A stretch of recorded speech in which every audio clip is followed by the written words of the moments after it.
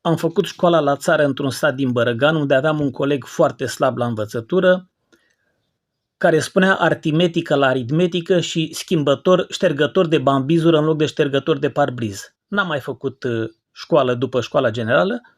După ce am terminat facultatea, la 18 ani de la terminarea școlii generale, am terminat facultatea ca șef de promoție cu media 10 primul pe țară, m-am întâlnit cu fostul meu coleg în București, făcuse ucenicie la locul de muncă, ajunsese maestru, avea apartament și mașină.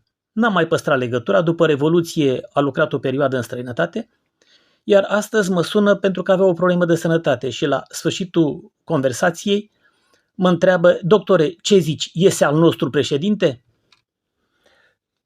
Nu știu ce să zic, mă gândesc sau s-a apucat să învețe aritmetică și îl apreciază pe Nicușor Dan, care e doctor în matematică, că altă variantă nu văd. Probabil că asta e varianta.